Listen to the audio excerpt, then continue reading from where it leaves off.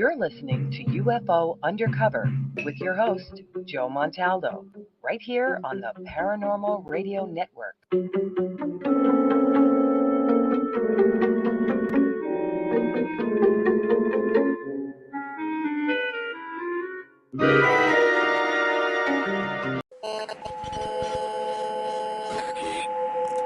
What's out there? What creates the shadows in the corners or the creatures of the dark? Who are those on the other side? What do they have to say? This is the Gateway Podcast. This is not your normal style of paranormal talk radio. Brought to you live from United Public Radio Network, 107.7 FM New Orleans.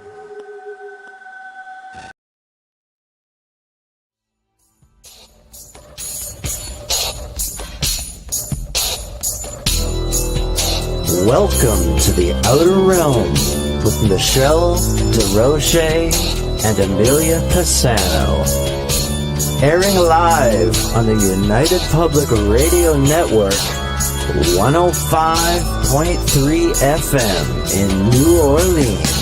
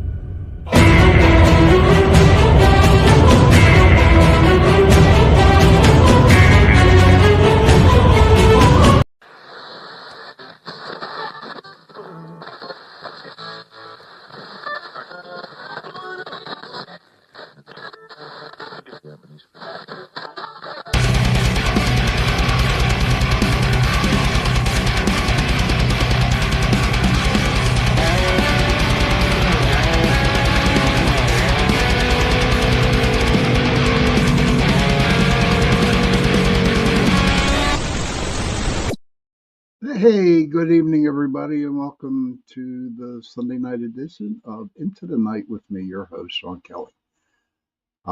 Hey, Sam. Oh, wow. Took all these people in the chat already, man. This is awesome. Thank you guys for popping in. Scotsman, hello to you too. Sam. Hey, Sam. Good to see you, buddy. Cindy Mitch. Good to see you too. Heidi. Oh, this is great, man. All my angels are in, dude. Oh, my, Mr. Roper, welcome, buddy. Welcome, brother. Good to see you. Wow. Check this out, man. I'm just really cool. But yes, it is my show, Into the Night with me, Sean Kelly. And it's called Into the Night. And I am on UPRN Talk Radio, 105.3 Mississippi, 107.7 New Orleans. And what a freaking week, huh? What a freaking week. Hey, what's up, Michelle? Good to see you. River, good evening, Good evening, River. Wow, a lot of people popping in. I love this. This is great. But yeah, what a week it's been. It's been really cold here in Pittsburgh, Pennsylvania. And yes, thank God for, I can start my car from my house, my truck. And I'm like, damn. And it really helps, because for a very long time, I never had one of those. And I would go in and you know what it's like sitting in a cold car in the morning, starting it up, praying that the heat comes on quick enough. But now I got, automatic starter. And I'm like, yeah, this works. It definitely works. So there was a lot of things that have happened in the past week. And again, the only way that you're going to find me talking about political situations is Friday night on the show that I co-host with Joe Montaldo, Jagman Nichols, and Michael Angley. It's called Leah. It is called, what's it called? News on the Flip Side.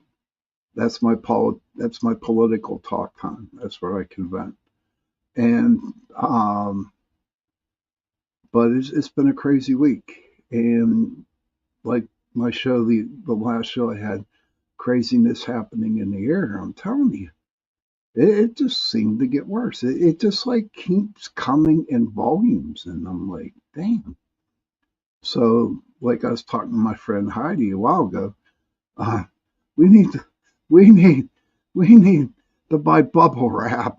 Let's all buy some bubble wrap and give it to us and put it around us. I like to bubble wrap my brain. That would be good. Hey, Marquetti, good to see you, buddy. Um, yeah, let's get some bubble wrap and just wrap ourselves.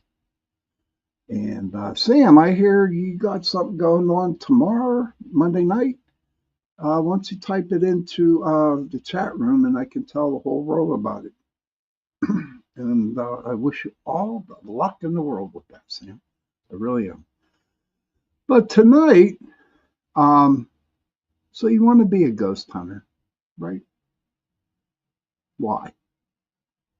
Why do you want to be a ghost hunter? And some of the questions, some of the answers that I get um, are, well, I find it very, very interesting. Hey, Laura, good to see you. Um,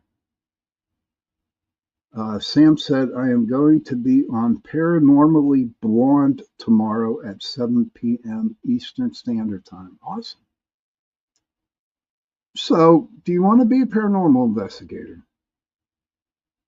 Did you want to be one when you would watch the paranormal shows on TV?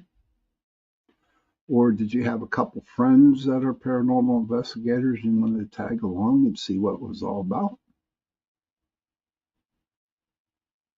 I mean, what? What would you like to be? What would be the best? Hey, D, good to see you. Good to see you, D. And I'm looking forward to seeing Sammy's show tomorrow. What would you want to be? Would do you want to get into the technical stuff? Do you want to get into the spiritual stuff? What is it about ghost hunting you like that you want to become a paranormal investigator? If anybody has any things that they want to say in the chat room, feel free to do so. Or if you're not in the chat room, you can always text your friend who's in the chat room and they can, ask that question. And I guess you can put it to where with all paranormal activities, Sam says, I like the technical and the research. That's cool. All right, we got a technical lady and a research lady. Researching is great. It really is. And I had a real good researcher in my group. And I mean, I would give her the address that we were going to, and my God, the stuff that she would get, because not all of your hauntings out there, okay, when you go to private residences or if you go to businesses, it's not all about someone's loved one that is there with them, or it is someone who used to work there, all that good stuff. And but you also got to remember too that before those buildings and before those houses were built, that was like open land. Nothing was built on it. So did the settlers live on that land? Did Native Americans live on that land?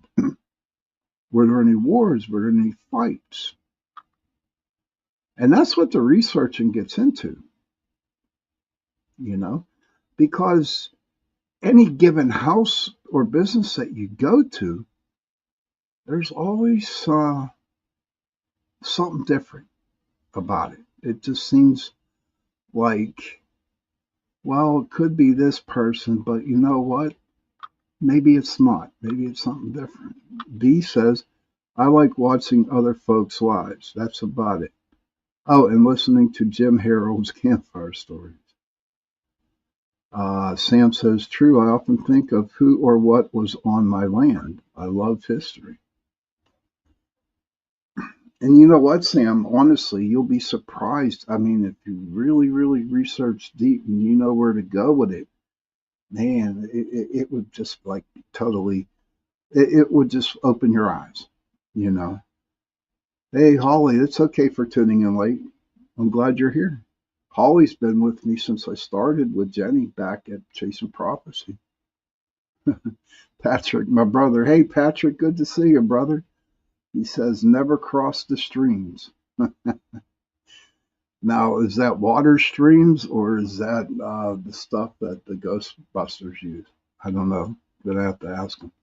But um, so research is a good thing. So if that's what you like to do, then research. What else? You know, there's so many reasons why people want to become paranormal investigators.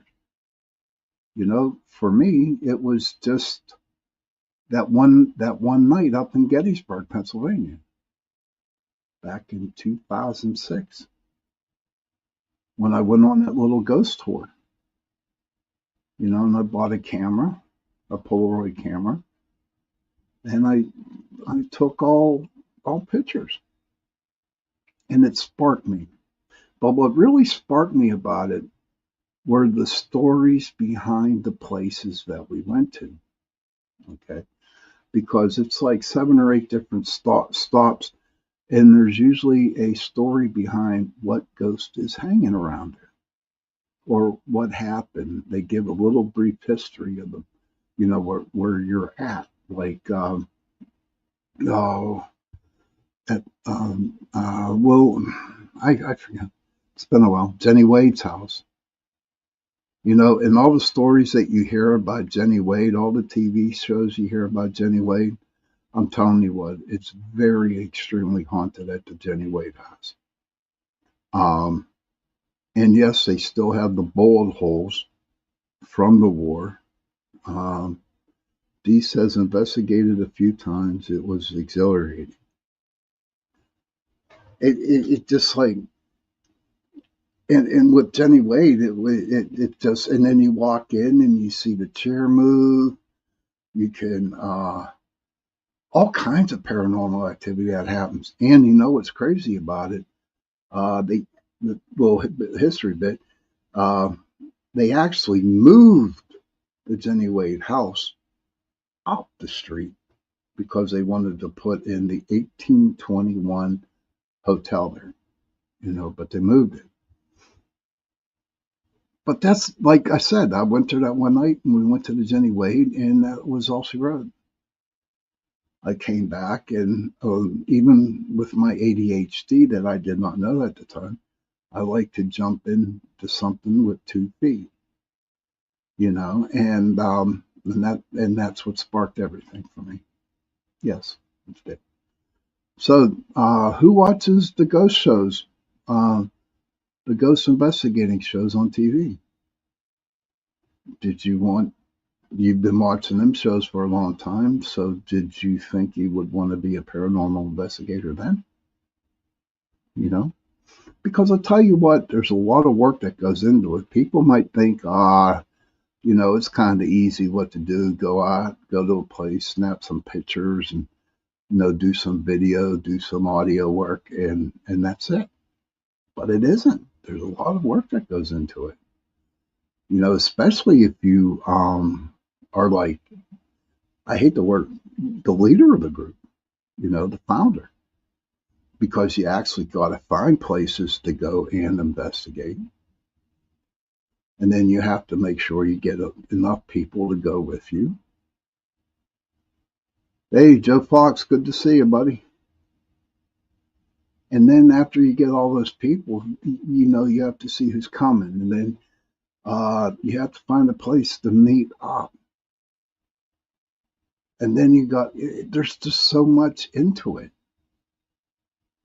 See, to me, the most exhilarating part of a paranormal investigation were the steps leading up to the investigation itself. That's what gave me the rush. Setting it up, talking to the owners of the house or the business, getting everybody together, meeting at a certain time, and all the way up to when we started the investigation. And then after that, you can look at it like it was a drug for me. Yeah, because man, I'd have such a high, you know, about just getting ready to go and do this thing. Sam says, and I'll bring it up, it's easier. Oh, yes, big Ghost Adventures fan, inspired me a long time ago, but I realized the glamour to it all. And there was some not so genuine investigations, which is absolutely truth about that, Sam. But it got you going. It put that thought into your mind. I can totally understand where, you're the Ghost Adventure fan. And so probably stick your mind. Hey, listen, they can do it, I can do it. But you are right. There were no genuine investigations at all. None. I used to watch a couple of them, and then I watched one. I forget what show it was, but I was not impressed at all. I was not impressed. And it kind of like was disappointed in it, He says, so Sam, luckily it's not that scary since I am not actually there. That's true. And somebody says, oh, Heidi says, honestly, can't stand Zach. Yay. See, when I used to pay to watch GA way long when they were young. But, and B says, my mom told me when I was young to imagine myself behind the camera. It shows movies get scary. Worked for me. Ah, that's an interesting. Wow, that's pretty cool. Never thought of that. That was a pretty cool thing to do. And Sam says, yeah, Zach tends to really emphasize demons, and he provokes for the entertainment. As a good businessman, though, I'll give him that. That he does. That he does. But since I'm on radio and I have done television, and I do not think I am the right to actually tell people how I feel. So I'll just let you all talk about it. But yeah, and that was my second question coming up to you guys. Do you guys believe in demons? Do you believe in demons? And I'll just leave that question at that. And if anybody answers, we'll talk about it a little bit more. But here's the craziest part, being the paranormal investigator, is after the investigation, especially when we started back in 2006, okay, we would take like 300 to 400 pictures, and I'm not exaggerating. I'm not exaggerating about that. And the very next day, we would sit at our computers, and do you know what it's like looking at 400 pictures trying to find something? It's crazy, man. Your guys go crazy. Your mind goes crazy. Your eyes go crazy because you're starting to see things, and you just don't know how to, see if it's real or not. Heidi says, I told my kids you can never erase visions. True. Sam says, understood, Sean. I know there's a lot of hardcore Zach fans, so apologize. No offense to them. Sam says, I do. And yeah, there are people that believe in demons. And that's another thing, being a paranormal investigator, is that, okay, that you really need to know what you are dealing with when you go on an investigation. Because you simply can't just go in by I'm being honest with you guys. If you're brand new and you want to go with somebody who knows what they're doing, Go with a group of people that you feel safe with. Do not go out on your own and investigate the paranormal, especially with pictures, audio, whatever. And I'll tell you why. I will tell you why. Because there are some really, really nasty, not so pleasant spirits out there that would love to come and just attach themselves to you. And I'm telling you what, having an attachment to you is not fun. Joe says here, I'm going to bring Joe says up. Joe says, I believe in demons, and the fact I have one gnawing at my life, both awake and asleep. I pray to St. Michael often. That's a good deal, Joe. Nothing wrong with praying. And Heidi says, I do, but don't think as many claims there are demons. Most are crabby mofo humans that carry that over into the afterlife. And Heidi, you hit it right on the bend, because I was going to come back and say was that most of the investigations that we did at different places, okay, especially in houses, they weren't demons. I blame media, because everybody thinks something bad happens at your house, that it's demonic entity, and it really isn't. It's just one angry spirit. And do you know what's crazy? The number one reason why people get a lot of spirit activity in their house is because they remodel their house. They'll either knock down a wall, or they'll paint it different with a different color. They might not like where the TV is located. And then the spirits get mad, especially the ones that used to live in the house. Or, what else is there? Whatever they do is to piss them off. Because, if a demon wanted you, okay, if he wanted to harass you, and this is in my experience only, he would have gone after you, even before you made that phone call. Okay, Heidi says, I have never investigated anywhere and have never been drawn to. The paranormal has found me throughout my life. I just opened the Necrospirit Box app at the lake just to see if I hear the same. And she got the best app because I told her about it, because I got that app too. It's Necro Spirit Box, and you can get it on on your phone, and it really, really, really works. Scotsman says, D says, based on my life's experience, I would have to say no to demons for now. Okay, that's cool. Scott says, does the fear take over your mind, or does your mind take over the fear? Very good question, buddy.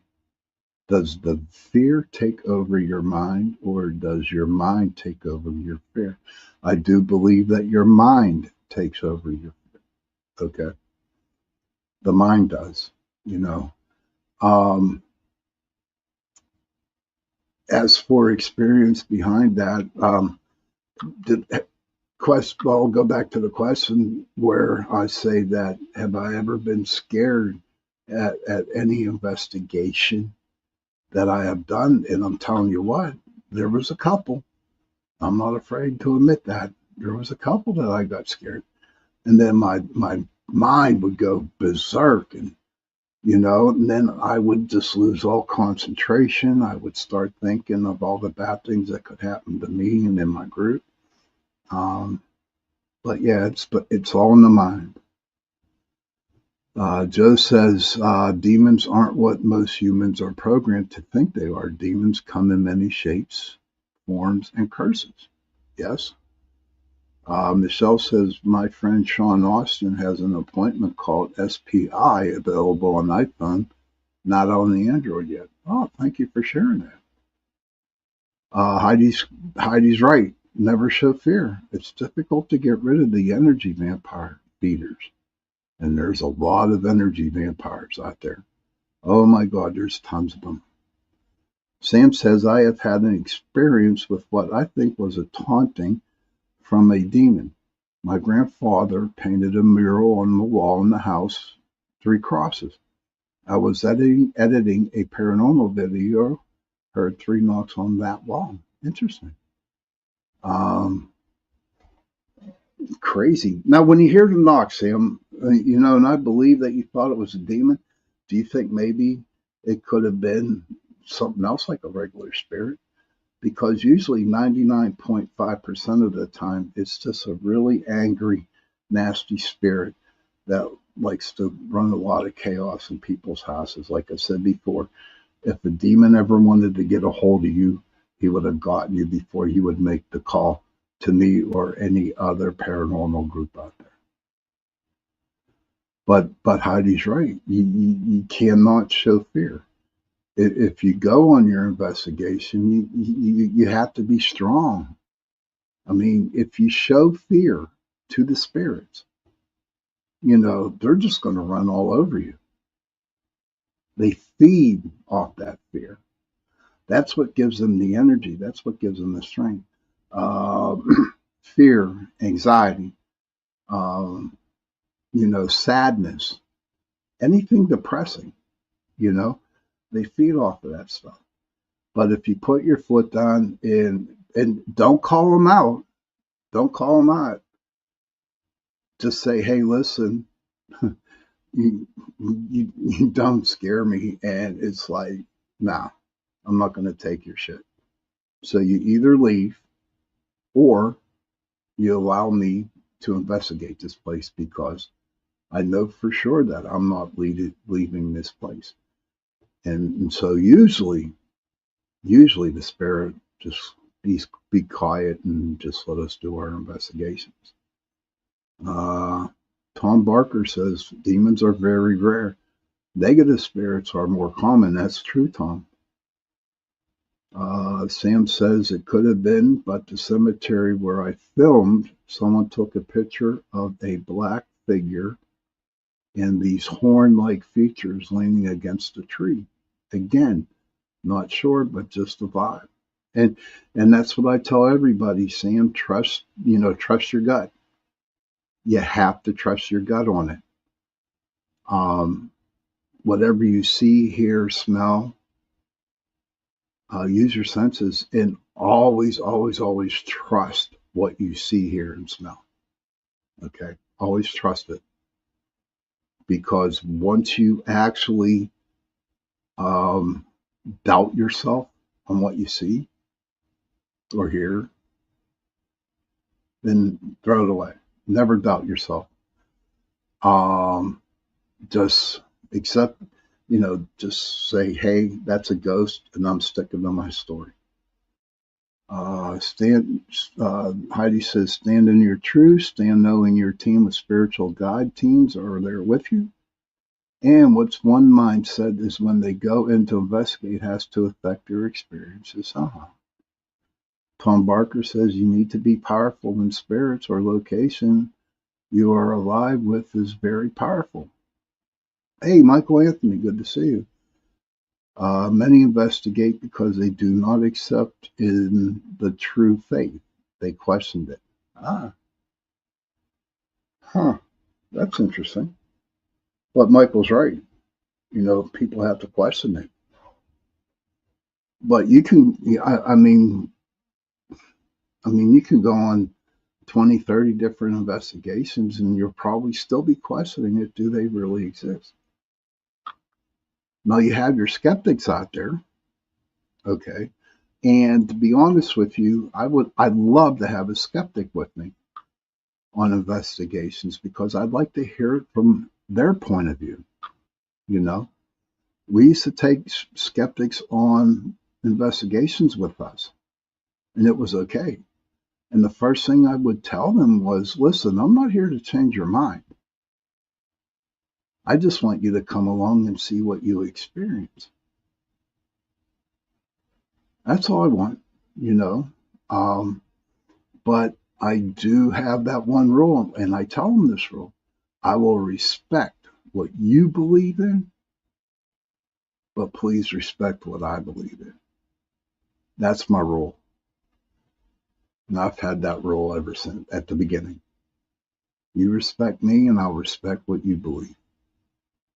And that usually like set the tones of everything. That kind of like set, to where I got to hear a skeptic's viewpoint. And then I would have the skeptic, the medium, and I get all 3 or 4 of them together. We'll have like a little coffee meeting and sit around and say, okay, what did you see? What did you feel? What did you hear? What did you not see? Sparky, hey Sparky, good to say. Thank you, sir. Thank you. Sparky says, so well said, Mr. Kelly. Thank you very much. Heidi says, exactly, I agree, and don't force your beliefs on me, please. That's the truth. Michelle questions her own sanity over and over. Sam says, exactly, that's what matters, just respect, because no one has the definite answers, and that's why research is important. So, I've been in the business for over 30 years. And you know what? There's still things that I'm learning about the world, about the spirit world. That's and I love it. I love it. There's just so much knowledge. There is so much history out there. But the last thing I want to say, though, about paranormal investigating is that you do meet a lot of good people out there. You do meet a lot of good friends. You meet a lot of good acquaintances. And a lot of them like to share to get the final answer. What is a spirit? What is a ghost? What is a demon? What isn't? Will I ever know? Will we ever know in our lifetime if it's true or not? I don't know. Will we know whenever we die? Then we'll find out if ghosts are for real. Is it for real what you catch on a camera or video or audio? Is that for real? We don't, you can actually say it could be something out there. But I know from experience that ghosts do exist. I've seen them, I felt them. But that's all the things that you need to do if you want to become a paranormal investigator. You can't just go out and take pictures and say, I'm an investigator. It don't work that way. There's so much more into it. And if I can make a suggestion real quick, and then we'll go to a break. If you want to become one, find a paranormal group in your area, a well-known paranormal group. Give them a call and ask them if you could tag along. And don't ask too many questions. Just watch what they do. Just watch what they do. It's going to take you at least 2 or 3 of the investigations to see if you really want to do it. Tom Barker says, I must admit I have called out spirits many times. If place is not active, it sometimes creates activity. That's why I am there. It's not good to call them out, Tom. And that's my own personal opinion. I think it's only temporary thing, like flipping off someone at the stop sign may get reaction, but over it in 5 minutes. True, bud. But I have learned through my experiences investigating, if you treat the spirits with respect, in return, they will respect you. And that's how it works. But listen, I'm going to go to a break, and then we're going to come back. I have another question for you, where I want to talk about something, and it shouldn't take that long, but let me go 70. I'll be back in 70 seconds. So do what you got to do.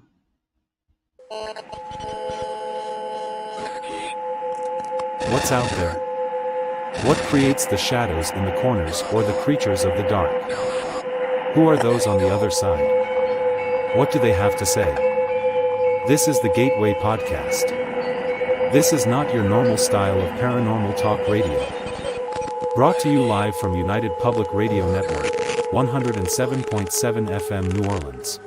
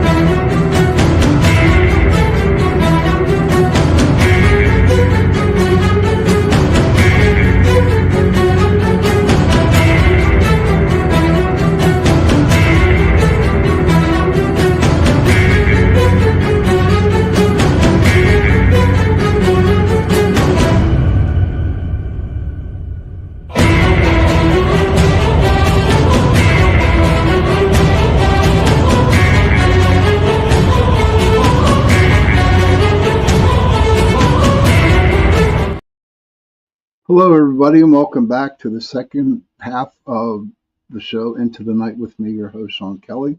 Again, I want to thank UPRN Talk Radio, 105.3 Mississippi, 107.7 New Orleans, for allowing me to give you an hour on Sunday nights and on Tuesday nights. Same time, same bat station on a Tuesday. Michelle says, awesome show tonight. Thank you, dear. Appreciate that. But I want to bring us up, and I figured, I know there's some people in here that can tell the word, say the words, or spell out the words that I want to talk about. I call them signs. I call them signs from the universe, or just signs. And I think they're called synchronicities or something like that. I don't know. Heidi, please write that in the chat what it is. Because have you ever driven down the road, okay, and say like you broke up with your girlfriend or your boyfriend, whatever, all right, or you lost your job, or you were like enjoying somebody or something like that, and then all of a sudden, everybody disappears. Your girlfriend goes away, your boyfriend goes away, all the things happen. And so you were in this loving relationship with people, with a girl or a boy. And then all of a sudden, you're driving down the road and you see their car right next to you, but with another person in it. Or you turn on the radio, and there's your favorite song that comes on all the time. You know, the song that you all dance to, or, oh, I'm glad you're still here, Michelle. Thank you, Sam, for, telling her to stick around. But has anybody ever experienced that before?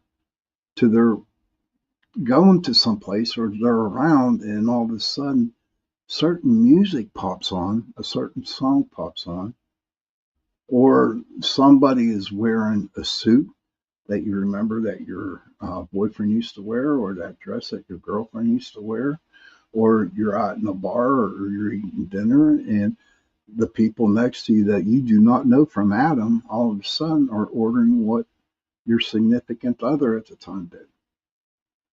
Sparky's Idaho Paranormal, or your favorite bird just shows up at the right time. True, anything like that. And to me, I call those signs. Now, I have done a show on it a long time ago and did a little bit of research. And everybody says that I read up on says that when something like that happens, that person is thinking of you. Well, let me ask you this question. Is that true? Is that true? Are they thinking about you?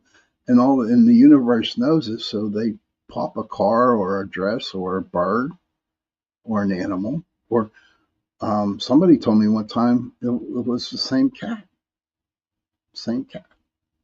Okay, D says, I was driving once and thinking how much I'd like a new car when an elderly woman ran a stop sign, resulting in a near miss. Opened my eyes to be careful what you ask for.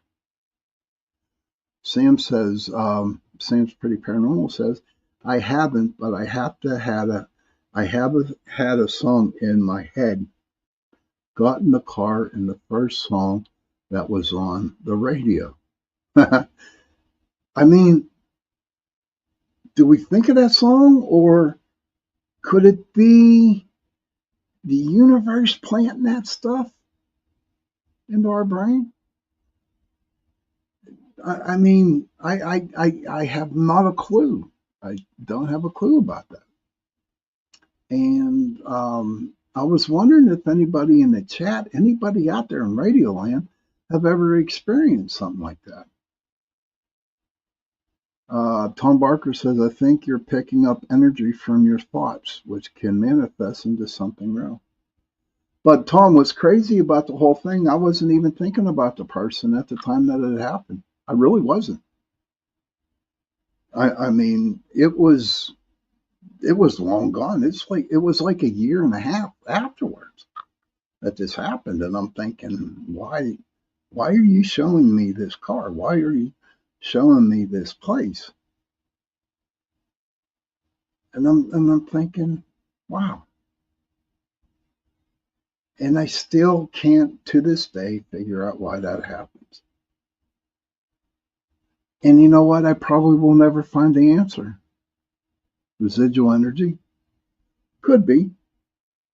Could be.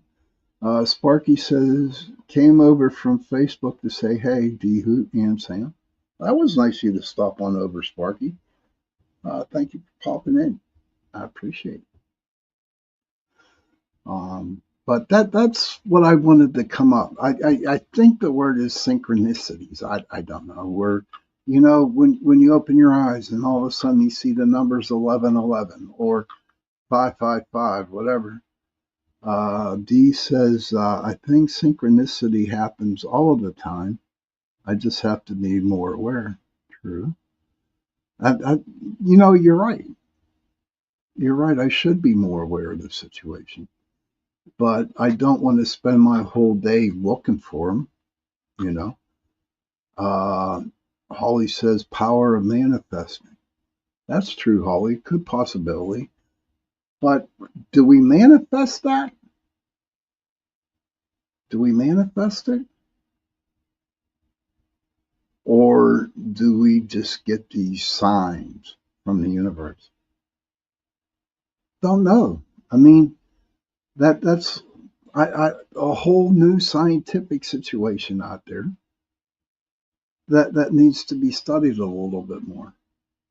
And to be honest with you, everybody, if I had the time, I would definitely do it. Sparky says, as small as being sad and smelling your grandmother's perfume. Thank you, Sam. Thank you very much. But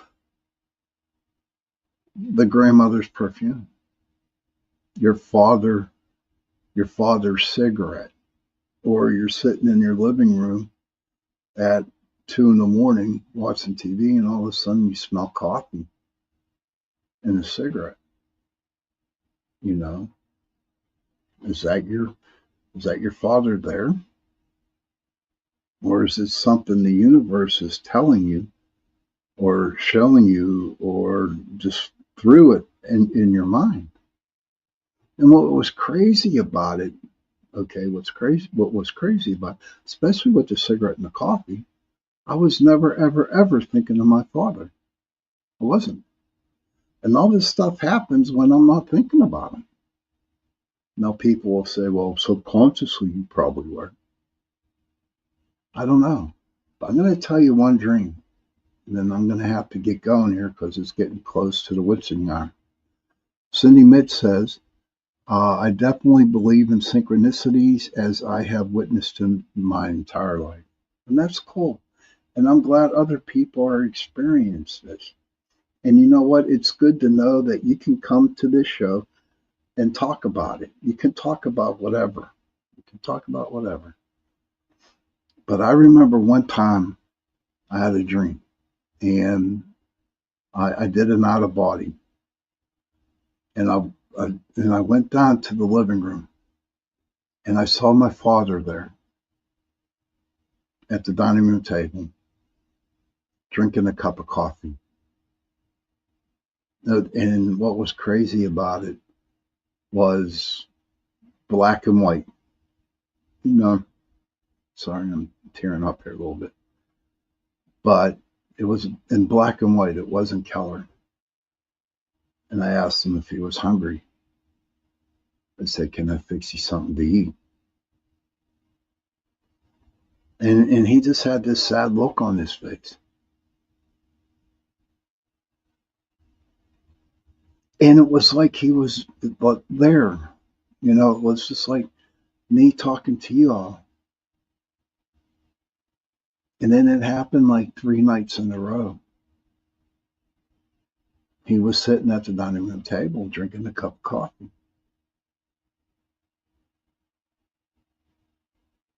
And it just blew me away. And for the life of me, I do not know why I brought this story up. I don't know. But it just seems like things are, again, you know, my whole life is like that. It's because stuff comes out of my mouth that I don't even know what I'm even thinking about. You know, and I brought that up about my father. No, he did not, D. He did not have a message for me. He sat quiet. He didn't talk at all, and held his head down like this, looking at his coffee. You know, he didn't even look up at one time. And I sat right next to him. And, you know, maybe he didn't think I was there. I don't know. Sparky says, that is amazing and a privilege that he loved you so much to come back to show himself. Ah, my father was the best. I had the best dad in the world. He had many, many, many good times. But there's a lot of things that I regret, but I'm not going to get into them. Heidi says maybe that was a message on. Maybe it was that he is looking after me and my mom and my brother. Don't know. But it felt good to see him. It felt good that he was there. And it felt good. It felt real good that he was in the house watching us. Cindy Mid says, I think you talk about topics people in the audience need to hear, Sean. Thank you. Thank you, Cindy. Tom Barker, you traveled a different dimension. We deal with the third dimensions, but many higher dimensions exist. Good visit. Great story. Thank you. Thank you very much, Tom.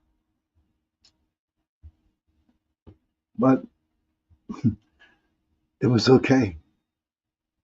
You know, it was okay. But we are coming upon the witching hour. Yeah, I know. It's almost 9 o'clock. Heidi says, I've seen 2 full body apparitions and don't know who they are. Yes, hey, Bob Burnell. Thank you for popping in.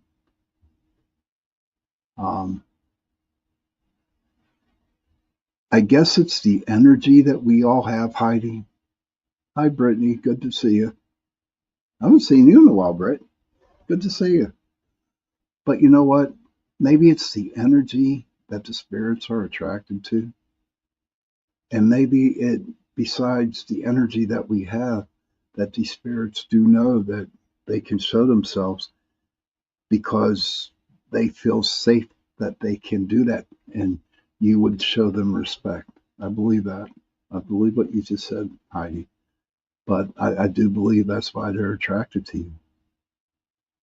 And attracted to a lot of people like that. The sad thing is people are afraid of it, you know. But hopefully one day they'll get somebody to teach them and to tell them and understand that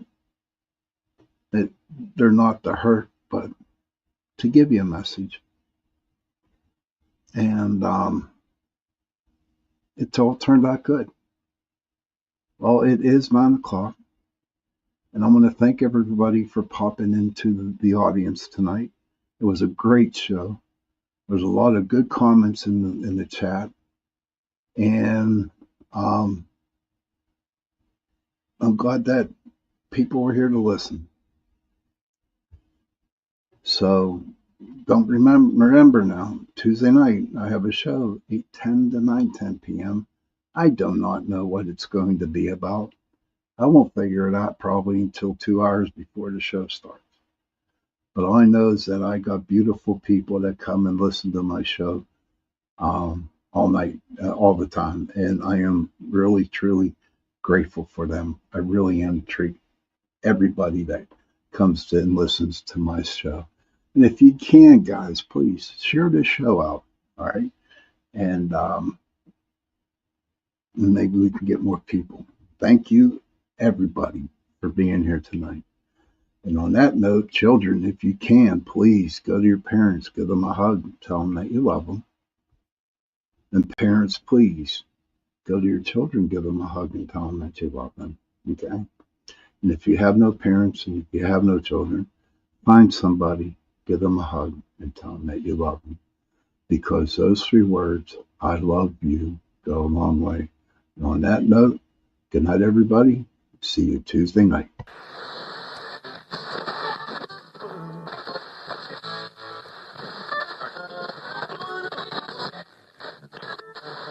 Japanese.